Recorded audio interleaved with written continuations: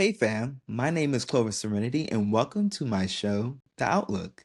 And today you are tuning in to episode 2, where we will be chatting about community, the purpose of community, why community is important to me, and how to find community.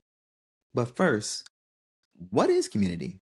Well, there are many definitions, but the type of community I'm talking about is where a group of people who share an identity forming narrative and a story that is so important to them that it defines an aspect of who they are.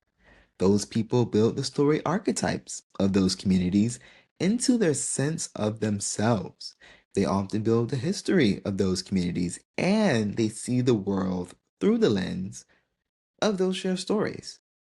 And that's a compilation of experiences you've gone through that have shaped your life over time. Also, it can be a space where people are sharing and arguing about a particular set of stories, their meaning, interpretation, and value that reinforces social bonds and creates the shared cultural resources. Um, Now, to assess through all what I just said, your values are your guide to building a community around you because you want to make sure the spaces you enter have your kind of people. But why community is important to me is because it is so crucial to empower, uplift, and support others. Feeling a sense of belonging is vital for me because growing up, I've never felt like I belong anywhere. And if I had the community today back then, I would have been thriving so much better and been able to be my true self. Also, being in community can significantly reduce stress in your life and prevent you from being in isolation. Just being part of any space where you can connect with other people improves your mental health. And you tend to feel like you are a part of something that is much bigger than you. And another benefit about having community is that it can propel you forward in life by giving you the tools and knowledge needed to thrive. This life is too hard. Okay? This life is too damn hard to do this shit alone. So we all need to be working towards developing a strong network because life is beautiful, but it can also be a game of chess. And so when things get real serious real fast, it's that community that's supposed to, step in and make things just a bit more easier. And no matter how well off you are, I don't care how well, I don't care how good life is for you right now. We all need help. We all need guidance. And we all need love. Community is where the heart is. You know, I appreciate the community I've been able to cultivate for myself and still continuing to build on that by being more active in the community and putting myself out there to see what is there for me to find my kind of people and continue to explore my interests. Um, about a year ago, I joined the run club and instantly I became one of the leaders in facilitating the runs as I was becoming more active outside the gym with cardio and returned to long distance running. After 9 years, I wanted to look for a space with people who prioritize health and fitness like me. And this run club is a Black queer and trans run club that prioritizes health and wellness for Black queer and trans folks. And this club was founded by my lovely friends, Najee and Kevin. Thanks, guys. And as someone who is Black and queer myself, I thought this was the perfect safe space to be a part of where I know I would have the support to grow and make new friends. Also, about a year ago, I joined the book club called The Covenant. This book club is founded by another friend of mine, and this book club primarily focuses on Black literature by Black women. Together, we analyze literary texts for their meaning interpretation and to develop critical thinking skills and writing skills. This book club is also part workshop, and the founder is always, putting together writing activities for us so we can continue to stretch our brains when it comes to dissecting Black literary texts. And his goal for the Covenant Book Club, and which is the main reason why I joined the book club and glad to be a part of this community, this family, is because he wants us to grow together as a community devoted to reading, writing, and thinking otherwise. How beautiful is that? Okay?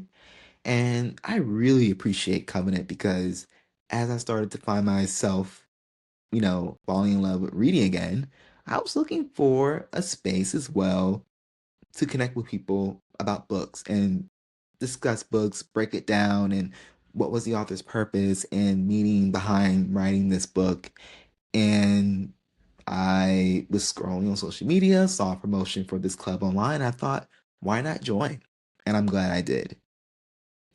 And continuing with community, the other day, I was watching this interview with the legendary Shirley Ralph.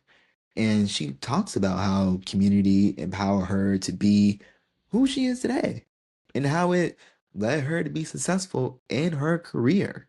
She goes into depth about how Maya Angelou gave her words of wisdom when she met her at 16 and told her everything she had gone through was worth it after hearing her speak at a film festival in Jamaica. How actress Rosalind Cash supported her through college, showed up to her college productions, and gave her a place to stay after she graduated college. Talk about coming in the clutch. And how my uncle, Sidney Poitier, was her mentor in her early years of acting, providing guidance when she was starting out in her acting career, and when they met on the set of The Piece of the Action, her very first film, he told her he expected great things from her. And with so few black folks in the 70s on film and television, he wanted to make sure, as a young black actress coming up, that she had all the tools needed to thrive. Now, talk about community. And now, in today's climate, it is more important than ever to be in community, as I believe we are living in fraught times right now. The socioeconomic status of our country is in a downward spiral, while the political nature of our country, for those of you who live in America, is seditious. We need to get organized. It's time to start putting extra sources towards organized efforts and mutual aid beyond electoral strategy. We need to study together, challenge each other with love, and hold each other accountable. It's crucial we understand what's happening around us and the times we are living in. And with that being said, let's get into how we find community. Now, how to find community. I think oftentimes we feel so alone because we don't know what's out there for us. I remember struggling with that when I was looking for a community for myself. But if we just put ourselves out there and try to find community, then we will be surprised. Putting ourselves out there to find community means being in the loop on what's happening in your community, such as community events or new organizations forming you might find interest in. Taking the time to know the neighborhood you live in, like local businesses, parks, and your neighbors.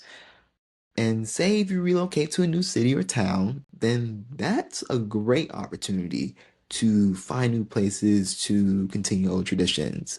Like, for example, that one coffee shop you can routinely go to get your morning coffee, browsing through social media to see what, clubs and events that are going on that you might regularly want to attend to have fun, or finding a new gym in the neighborhood that you can join and where you will also be bound to connect with others who prioritize, health, fitness, and wellness, just like you.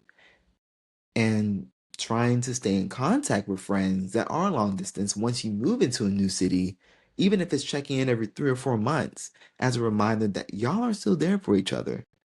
Put yourself out there and community will find you, while also making sure that when you find community, that you're also nurturing that community. And on that note, that concludes episode 2 of The Outlook. And I just want to say thank you guys for tuning in again. I'm glad that you guys have joined me on this journey and stay tuned for the next episode. Have a great one, guys.